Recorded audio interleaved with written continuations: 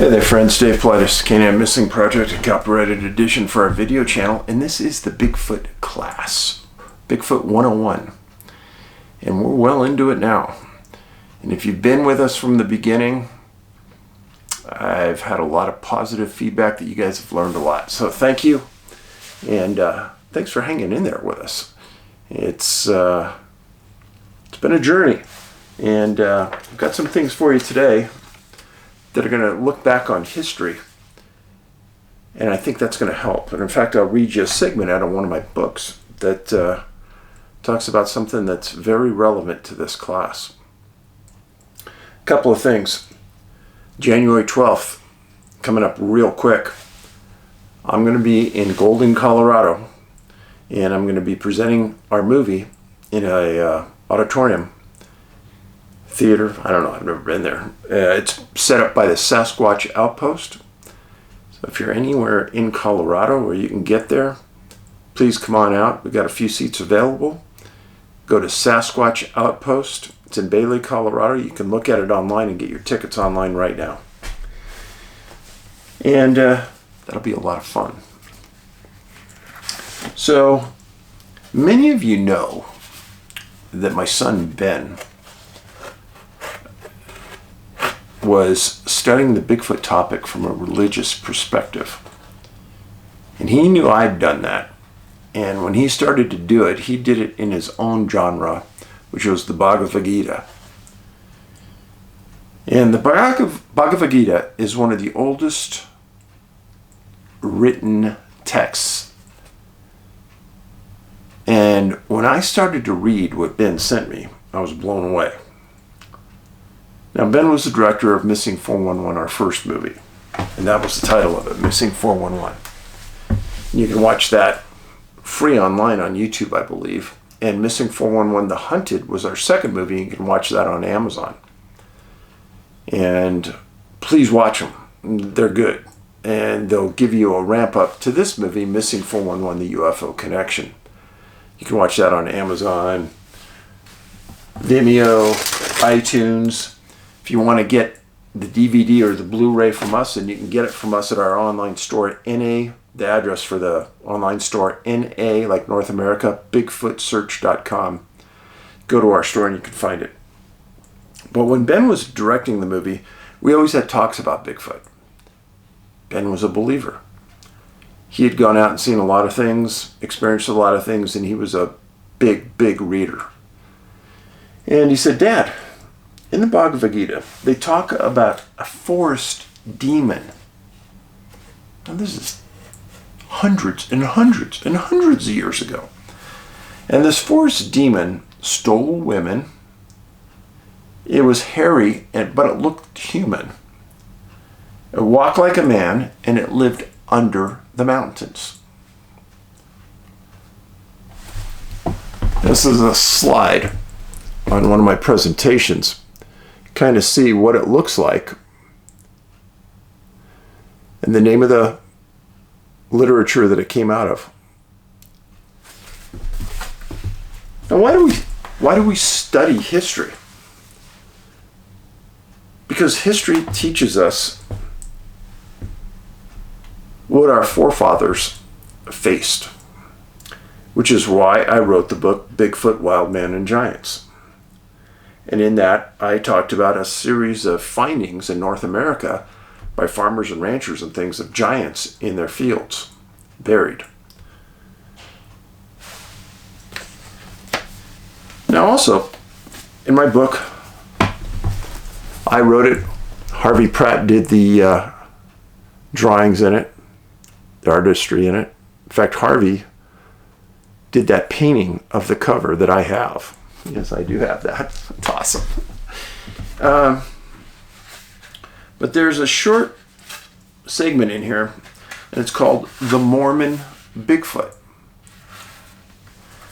Now I'm going to read it to you. Historians who research events often will look to religious documents for information on old incidents, lifestyle issues, and even events of explorers and early settlers.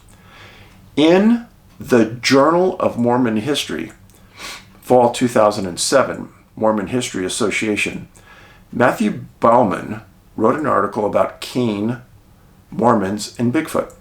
It's an interesting perspective from someone who has never conducted Bigfoot research. Now, I'm not an expert on religious history, but the reader will need a short lesson on Cain and Abel, so bear with me. A consistent theme in Genesis 41-16, the Quran 5:26-32, or Moses 5:16-41 is that they all speak about Cain and Abel as the sons of Adam and Eve. Cain became a tiller of the land, a farmer, and Abel raised sheep, a shepherd. At one point, God asked Cain and Abel for a sacrifice. Cain offered fruit and grain from his fields, and Abel offered meat from his flock. God took Abel's meat and turned down Cain. Cain became upset because God had refused his offering and got jealous over Abel's sacrifice. Cain's anger turned into rage, and he killed his brother and hid the body. God could not find Abel's body and questioned Cain about where it was. At this point, Cain made a statement that has become quite popular in today's world. Quote, "Am I my brother's keeper?" End of quotes. God reportedly heard Abel screaming for help underneath the earth and found the body. God told Cain that he would be punished and cursed him to wander to the earth. Cain said he was afraid that other men would hear of his crime and kill him, so God remedied the situation by placing the mark of Cain on him so he could never be killed. He was then set free by God to wander the earth for eternity. About some finite details. This is the story of Cain and Abel according to 3 religious documents. Keep these details handy as I explain Mormon belief about Bigfoot and Cain. When I first heard that a conservative publication like the Journal of Mormon History had written an article about Bigfoot and Cain, I immediately ordered a copy. What follows is an abbreviated version of the article written by Matthew Bowman. Mormon apostle David W. Patton was living in Tennessee in 1853 and serving a mission from the Mormon Church. Patton was living with Abraham Smoot, who would later become quite important in Mormon history as the mayor of Salt Lake City and stake president of the church. In 1838, Patton was killed in a battle in Missouri. In 1893, Smoot sent a letter to the then head of the Mormon Church stating that a former roommate, Patton, had seen Cain while riding his mule to his residence. I'm quoting from the article now. I suddenly noticed a very strange personage walking beside me for about 2 miles. His head was about even with my shoulders as I sat on my saddle. He wore no clothing but was covered with hair. His skin was very dark. He said that he had no home, that he was a wanderer of the earth. He said that he was a miserable creature, that he had earnestly sought death. The sighting and statement are highly unusual for the late 1800s. The reader must, that was the end of the quotes, remember that Bigfoot and Sasquatch were terms that were not coined until the late 20th century. There were no writings about a creature such as Patton seen. One could surmise that the creature must have had a face that was close to human, or he would have noted an animal face. If the creature reached the shoulders in the saddle, it would indicate it was close to 8 or 9 feet tall. Since Patton was a religious apostle, he knew the writings of the Bible and knew the story of Cain and Abel, and probably quickly associated the biped with the story. The most interesting part of the story is that the creature spoke English and was communicating with Patton, which would validate at a scientific level that the creature Bigfoot was or is human. South Weber, Utah is in the high country east of Salt Lake and near Park City. The region is fairly desolate except for a small contingent of local residents. Since the mid-1980s, residents and tourists have reported seeing a creature that matches the description given by Patton and matching the general version of a Bigfoot. Since these sightings, the Mormons have associated the sightings with the appearance of Cain. Author Bauman states, the traditional Mormon image of Cain, a physical presence on earth, an incarnation of supernatural evil sent by Satan whose primary role was to undo the work of the church. I have not ever heard of a Bigfoot doing anything to destroy the workings of a church, but I am willing to listen. Bowman doesn't cite anything directly related to this claim and does not make notations to the events that follow up. Quote, one 1998 story rejects the traditional curse entirely, instead explaining that Bigfoot was an Indian spirit that turns into a hairy Cain-like creature.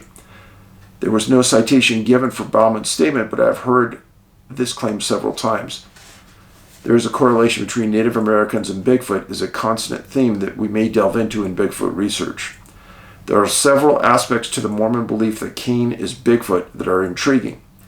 Bigfoot has never been captured and a body has never been found. This is a very unusual circumstance considering that the Bigfoot has been seen in every state in the U.S. except Hawaii, and a Bigfoot-type creature has been reported on almost every continent in the world. If humans have been able to capture every type of creature claimed to have been seen alive, then why not Bigfoot? Does Bigfoot have supernatural powers? If it does have these supernatural powers, how did it acquire that ability? If it doesn't have any unusual powers, is it smarter than a human and able to use its physical abilities to outmaneuver man? If you scour Bigfoot websites, you can easily find thousands of reported sightings with relatively few pictures and videos. If something has been seen as many times as Bigfoot, why aren't there more credible photos and extended film like the Patterson-Gimlin? Very good. Now that's one part of the history that I want to talk about. Now, what I'm reading from is Tribal Bigfoot, book I wrote. Page 20. Title is Leif Erikson. Ray Crow wrote about the exploits of the Viking explorer Leif Erikson and his relationship to Bigfoot in track record number 115, page 16. This is what was written. It is little known historical fact that the first Sasquatch encounter was perhaps observed by the Vikings who settled on the island of Newfoundland in eastern Canada. Leif Erikson, or Leif the Lucky, son of the Eric the Red, and his crew of Norsemen, landed on the rugged shores of the Rock some 1,000 years ago, becoming the first Europeans to set foot on the Western world. Leif kept a record of his journey across the Atlantic from Iceland to Greenland and his experiences whilst of Newfoundland, the last point of land on his voyage. Among his accounts, Leif told of seeing huge hairy men who towered over him and his berserker crew, and the Vikings are known to have been very large men. The huge hairy men, according to Leif, lived in the woods and had a rank odor and deafening shriek. Apparently, Leif had sightings of the huge hairy men before departing the island. History, folks, very important, which is why I am big on it in my books.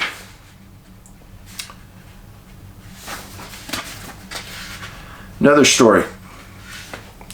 Reverend Elkanah Walker, the Reverend missionary, spoke to Spokane Indians in Washington, wrote a letter in 1840 about a story that he had heard.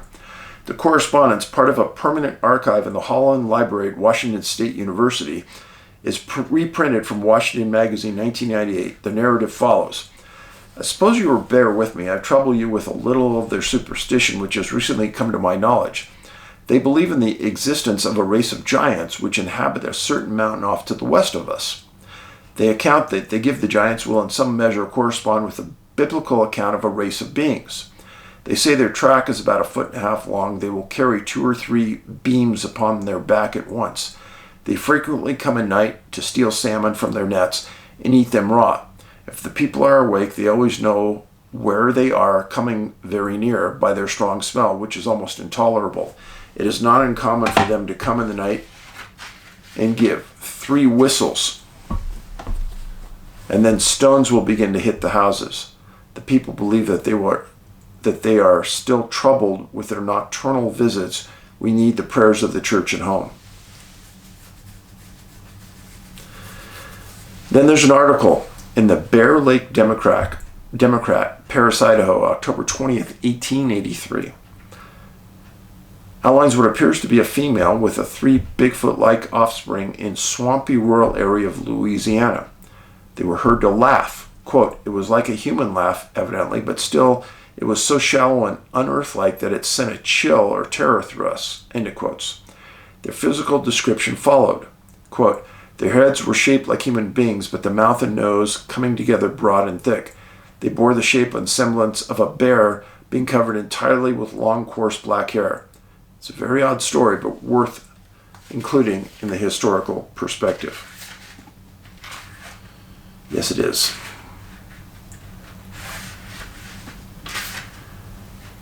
There's several of these stories in this book that I included, and many of them are replicated in the book regarding missing Bigfoot, wild men, and giants. So, it's very important in forming your belief system that you understand this all didn't happen in 1960 onward. This is going back hundreds of years. Now, as part of this class, I want you to sit back and totally absorb certain relevant points. Now, in one of the first classes, I talked about an article that appeared in the 1920s in the Oregonian newspaper about 3 tribes that came together to hold a press conference. Because some people were on a trail and they were pelted by some rocks, they went to the sheriff. They described these things, and the sheriff said he was going to get a posse together and go kill them.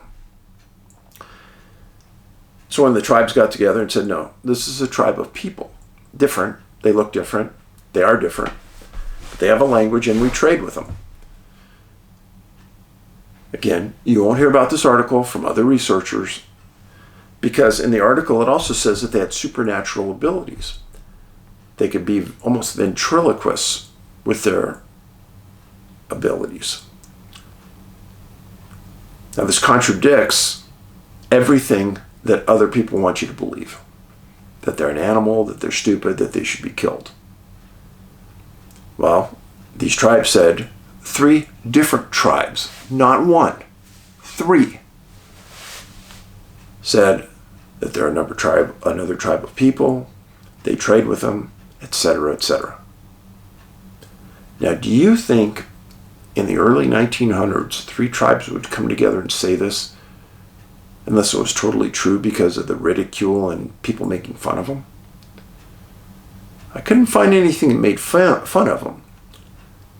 But at the time, I was totally stunned that I found it. Then let's talk about lack of a Bigfoot body. This is important. There's millions of deer in the western U.S. I've never seen a full deer carcass dead in the woods. I've seen them on the side of the road, never in the woods, because the woods are real efficient. But in every Native American I've ever talked to, they've stated that the Bigfoot you see in the front is like the scout, but the family's behind. If everything happens to that person in the front, the family comes up and takes them away. And then there's a lot of theories about what happened to the bodies, but some of the elders have told me that sometimes they bury them under a gigantic boulder that's moved by 2 or 3 of the family members. They dig a hole and then they put a giant boulder on top of it so that nothing will ever disturb it. Others have told me that they bury them under rocks in the river. Not sure what's true, but one thing's for certain, nobody's ever come forward with a fully intact Bigfoot body.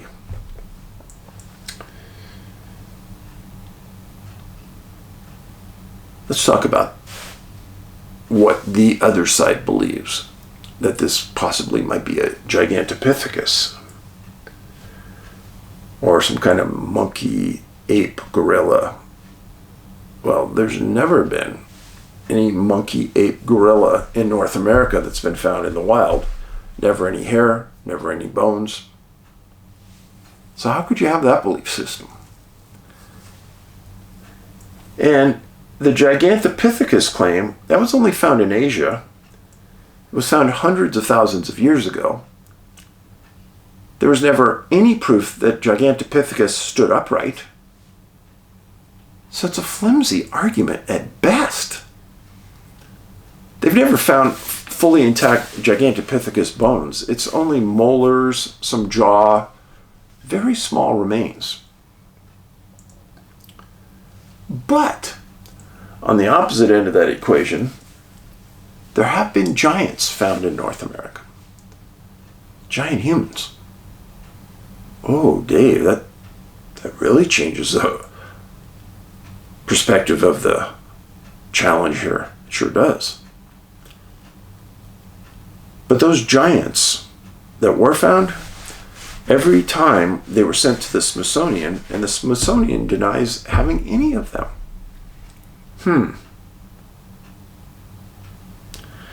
And then the articles that I've written and I've read to you about in Bigfoot, Wild Men, and Giants, they go back all the way to the 1600s. Talk about a biped, almost always talks about it in human terms, hairy, strong, etc. Now, utilization of a forensic artist. In this book and in the Hoopa Project, which both books will be in stock sometime in the next week or so, Harvey Pratt is the one who did all the drawings. And he did an age progression on one of the Bigfoot. And this was a young Bigfoot that was seen. Now, this is the one picture I'm going to show you from the book that Harvey did on the age progression. This is the drawing of the individual that was seen by people.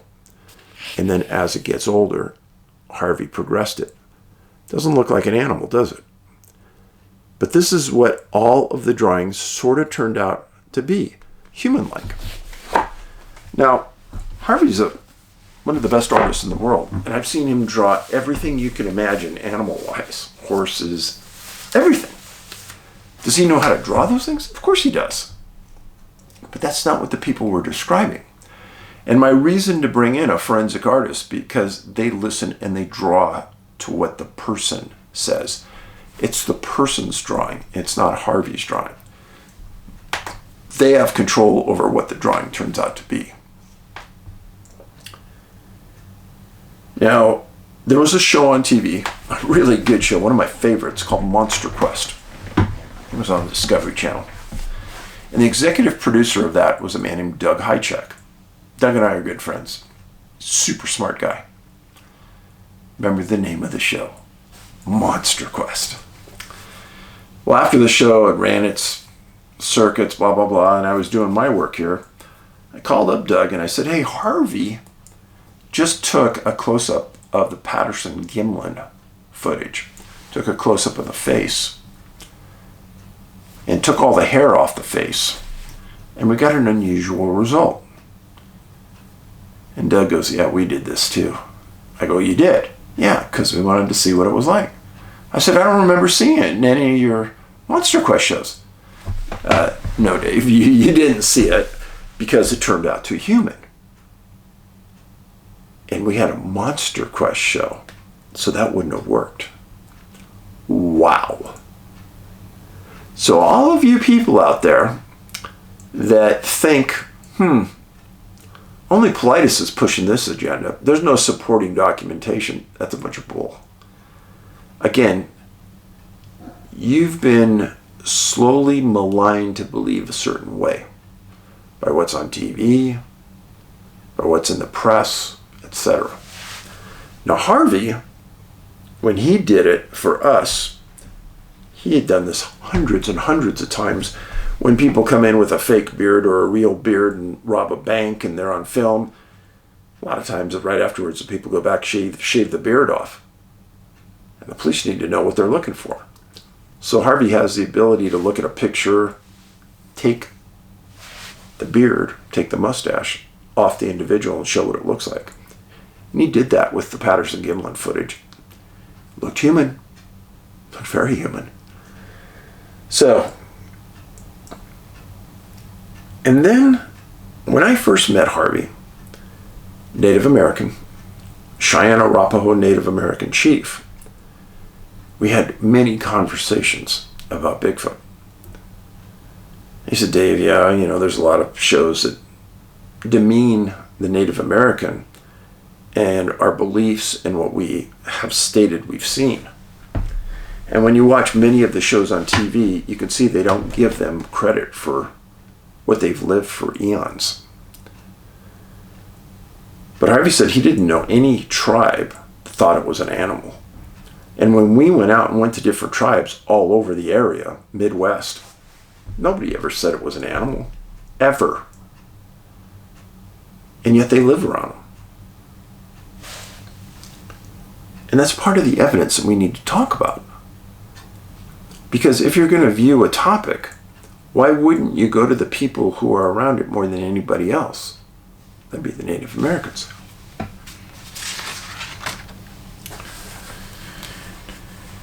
Now, important point.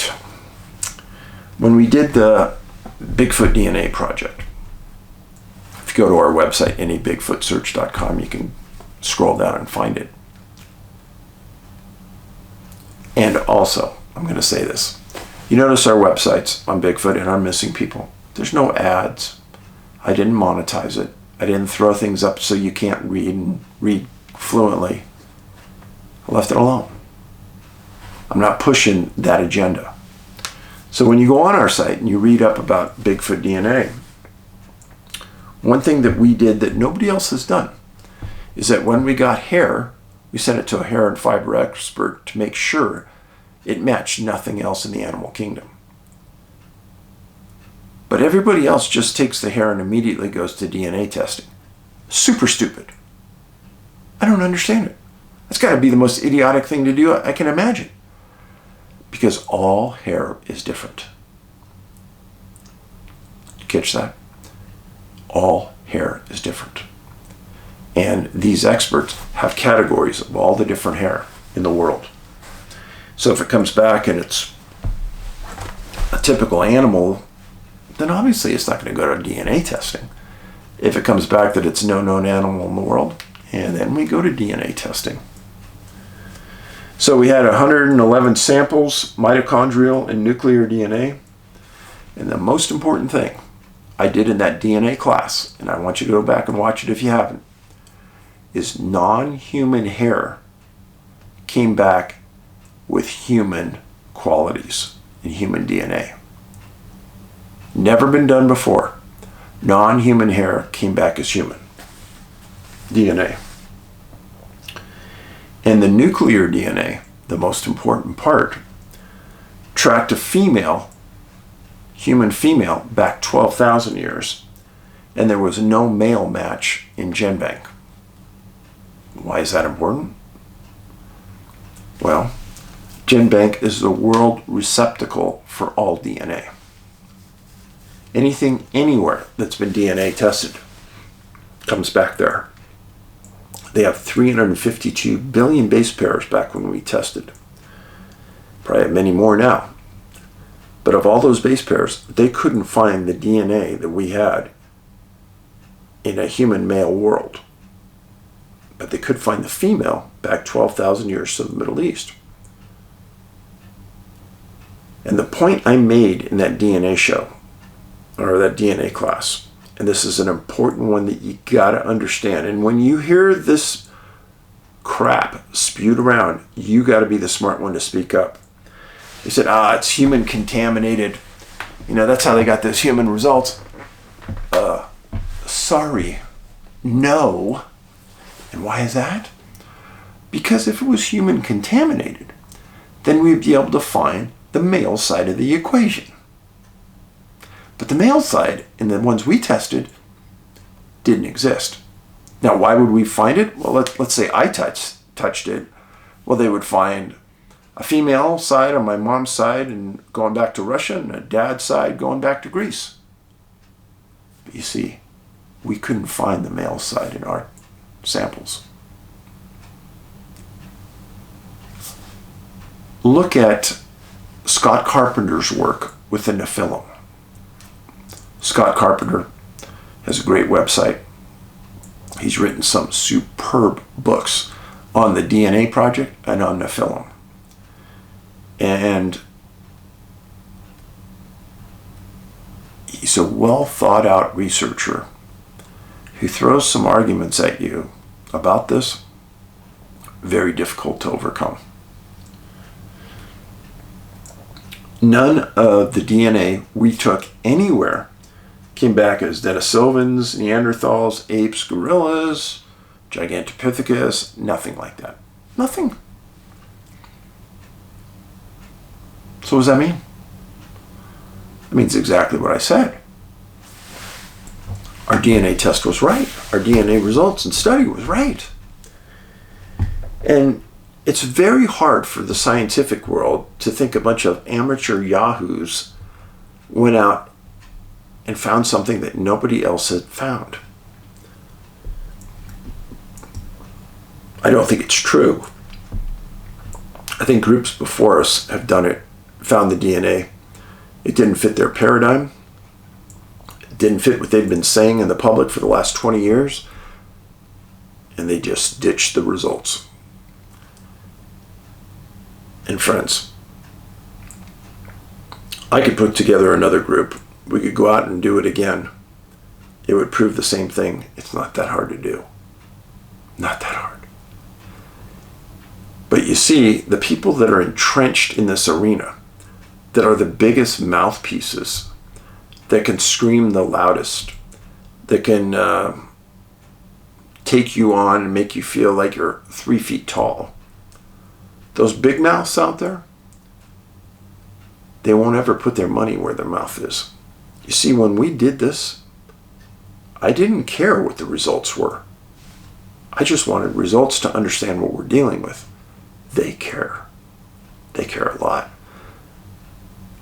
Because their whole future depends on them convincing you that it's a dumb gorilla, dumb ape, dumb gigantopithecus. But nothing about this biped is dumb. All of the lab results, meaning all of the samples were given blindly. We didn't tell anybody what they had. We just said test them. A lot of people thought it was an unknown group of tribal people from the Amazon. They thought that for a while. And then 4 PhDs wrote a white paper about this and put their career on the line. How many people are going to do that over false results? Nobody. Nobody will do that. I've had some people since that class write to me and say, well, Dave, I've had some friends and relatives say, oh, that's just a complete lie. It's a hoax. Friends, would I be here saying this if I believed it was a complete hoax? Now let's talk about the Patterson-Gimlin film for a second. Yes, if you're just joining us, that film is 100% true. This isn't a hoax. This isn't a man in a suit. Several people said, oh yeah, I did it. I was in that suit and I ran up and down. No, not true. How do we know it's not true? Because a couple of researchers went to Disney Studios with the footage and showed it to their costume makers and said, how long would it take you to make a costume like this for us? And they said, there's no way.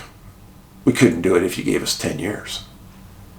And they said, the funniest thing about that is if we were going to make a suit, we for sure wouldn't make a suit that had breasts, because the natural movement of those breasts is very, very hard to replicate.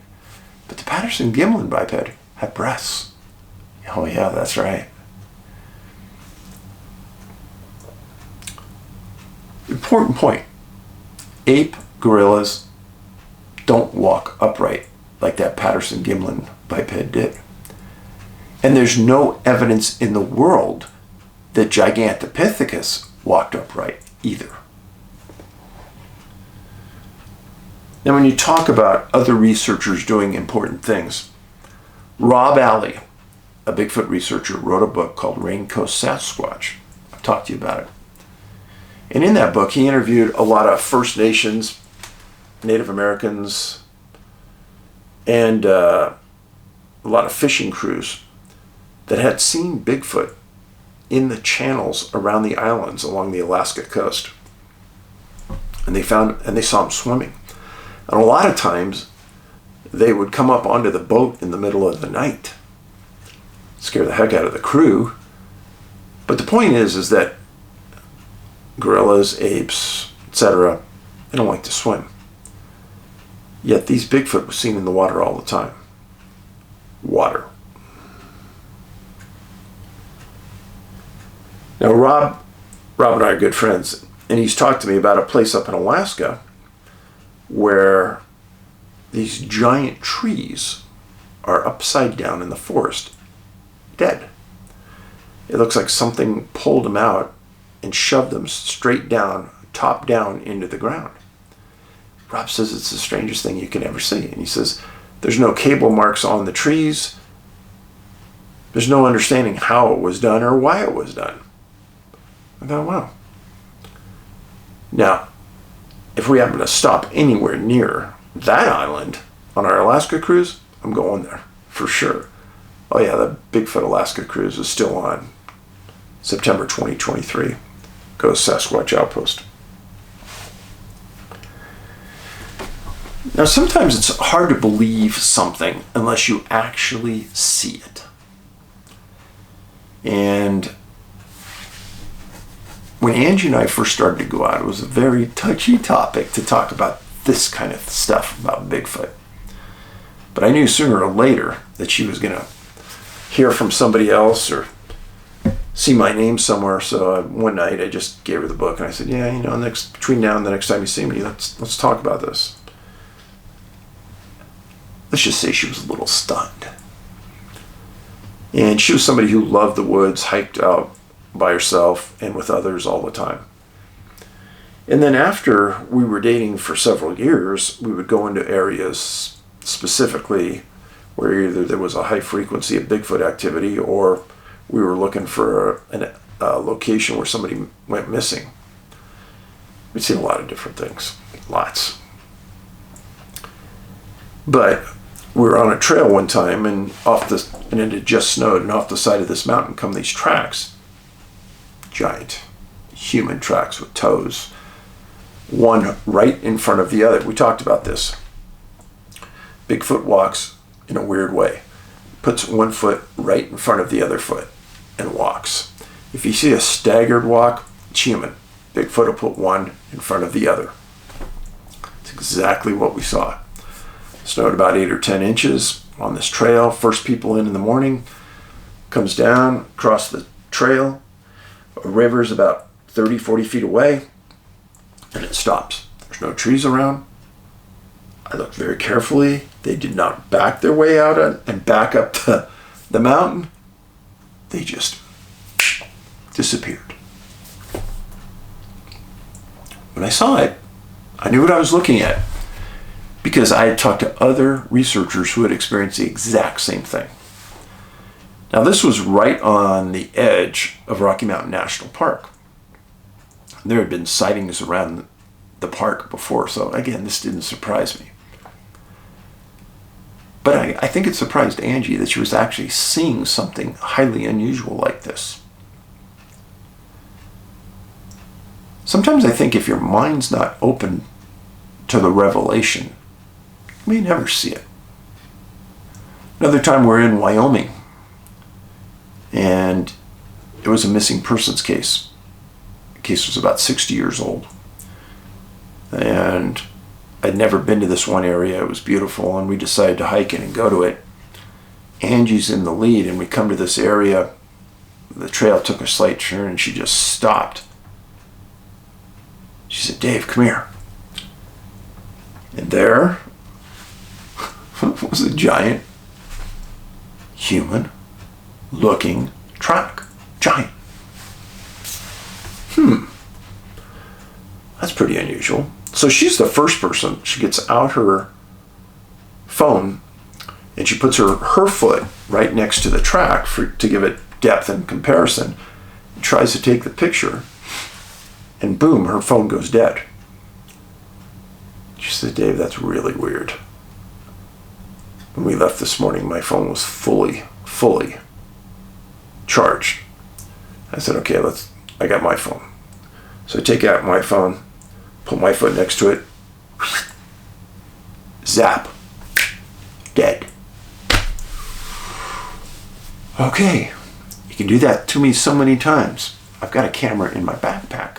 Put my backpack down, take out my expensive camera, take my foot, put it down near the track, take the picture, lens error. Had that camera for 4 years, probably took a couple thousand pictures. Never saw that before. Lens flare error. So I thought, well, looked around. And about 50 feet from where this was happening, there was this slight meadow with grass about 3 foot high, and it overlooked a big lake. And it was a perfect place to sit and watch people down at the lake. I said, hey, let's go over to this meadow, maybe 30 feet away. And 30 feet away, I've never seen this. There were more dead elk carcasses in very old whitened bones.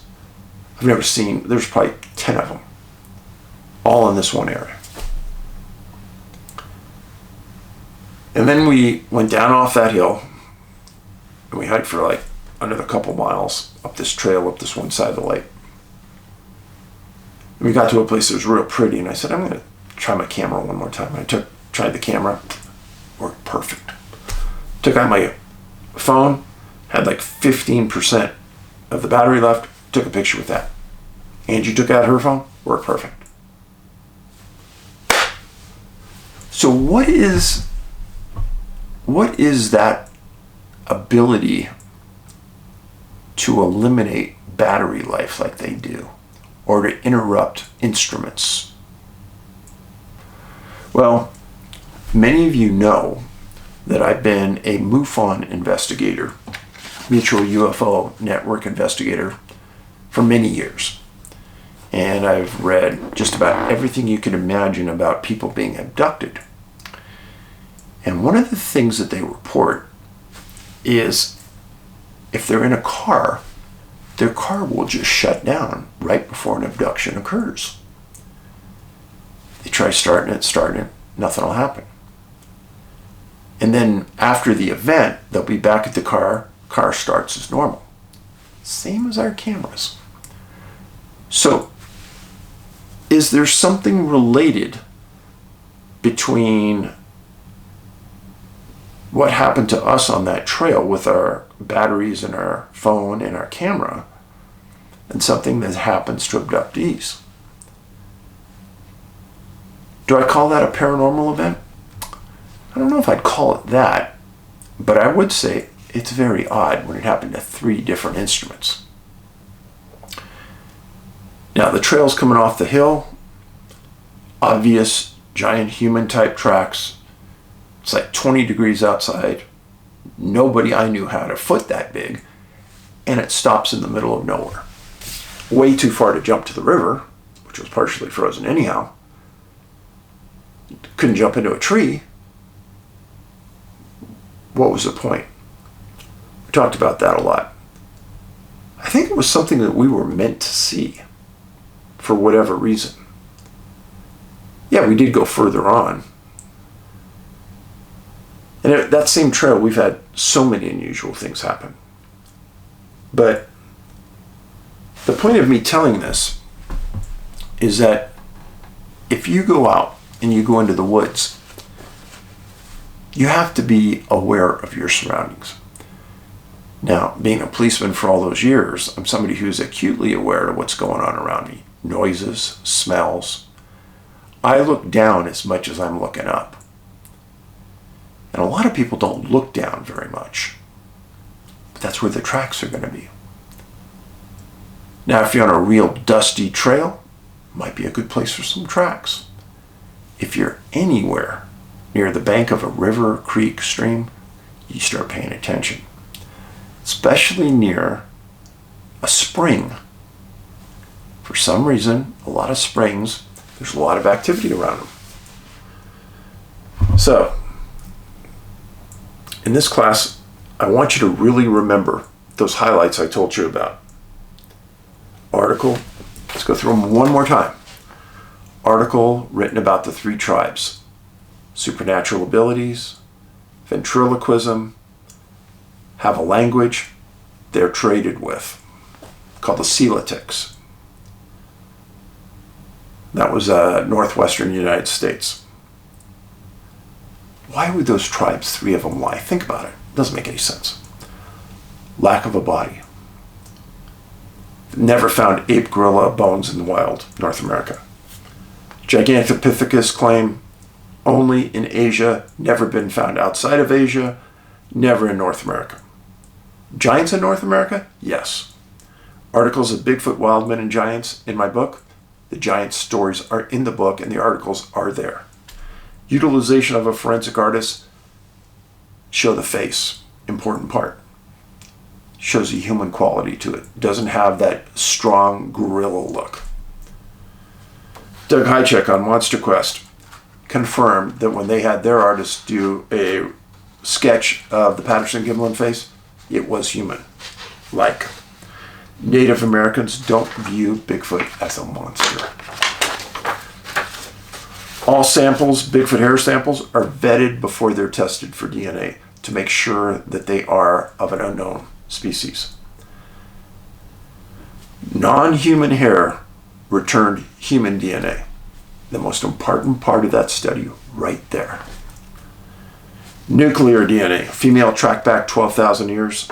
No male match in GenBank. No samples that we had ever returned as apes, gorillas, Gigantopithecus, Denisovans, Neanderthals. All the labs were given our results blindly. They never knew what they were getting. PG Film, Disney said they could not have recreated that, what was seen on screen. It was way too good. They thought it was a real creature. Apes, gorillas, and Gigantopithecus do not walk upright like humans and like Patty did in the Patterson-Gimlin film. Rob Alley and Raincoat Sasquatch talked about apes don't swim. They don't like to swim. They will swim if they have to. They don't like being in water. Gorillas don't. Yet there's dozens and dozens of stories in that book about Bigfoot swimming within the channels in the ocean. Finally, disappearing tracks, the paranormal side of Bigfoot. In the classes I talked to you about researchers in other states where they had stories of people telling them that a Bigfoot disappeared right in front of them. I've personally met people in Colorado, 2 people together, that saw Bigfoot walk into something that almost was spinning and that Bigfoot disappeared in front of them. So what is that? A lot of people think they know everything about something. I'll admit, I'm not even scratching the surface on this topic. I'm not an expert. And if anybody claims that they are an expert on Bigfoot, Sasquatch, Yeti, Almasty, run. Run from them. And if they demand you to believe a certain way, run. I've met Russian Bigfoot researchers several times. They are one group that is 100% certain that Bigfoot is human. And they call the study hominology. Crypto indicates it's an animal. This isn't crypto anything. Cryptozoology, it's not. This is hominology. It's a study of humans. And the Russian researchers, for some reason, they didn't buckle to the media. They stood on their facts, and they still do. And they can't understand how some of the academic types in our world hold so steadfast to their beliefs that they don't believe the DNA study. They know the DNA study is correct. I've met with them. They said, Dave, that study in your books, the Hoopa Project and Tribal Bigfoot, are the cornerstone to what's truthful in the Bigfoot world. First time I met those guys, and they told me that, I thought, wow, well, thank you. I'm humbled. And they said, no, you stood on fact. You didn't stand on opinion. That's kind of what I always have wanted to be. Now, I've got some really, really angry emails from some people trying to, it's almost like somebody was screaming at me in their email. And after I read it, I realized person didn't even watch my video that I made. They're standing on a belief system that didn't exist. There's no facts that support them. And there are some people in this world that are so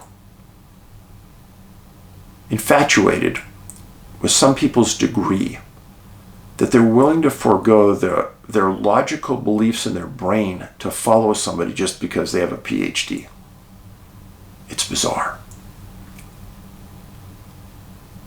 So what can I say? Common sense will win. Facts will win. And I hope that what we've presented to date is an enlightening conversation for you to have the next time you're challenged about your beliefs. I would encourage you to read, don't watch. Now, don't watch YouTube. 95% of the YouTubes out there are designed for one thing, for you to click on them and watch. The more outlandish the story, they're hoping that you're going to listen and watch. Several Bigfoot organizations out there and podcasts, I won't listen to any of them. Why? Because I've had friends work for them and they said that they fabricate their stories. They won't tell the correct name of the person, where the person lives, so that others can go out and vet the story. Contrary to me, I'll let anybody vet my witnesses. They've already signed an affidavit. Them and I know what the story is, and whatever I write, they've already agreed to what I'm going to write because it was in their affidavit that they signed. You won't see a lot of stories online about paranormal qualities of Bigfoot because some of the biggest Bigfoot organizations in the world don't want you to think those exist. So their owner won't put those stories in there, or the owner takes them out. How do I know? I've had 50 people tell me. And I've had investigators and researchers working for that organization tell me it's true. They'll turn in a report, and then they read it online. It's like nothing they ever wrote. Totally different. So, whatever. I do want you to continue to do research on this topic. Follow Ron Moorhead. Follow Rob Alley. Follow Scott Carpenter. They're doing true research on this topic. And those men are approachable. They're open thinkers. They have an open mind. And they, along with you and me, will continue to learn and continue to educate you on this topic. I hope you have a great weekend. And please spread this, put these classes on your social media so that people can understand that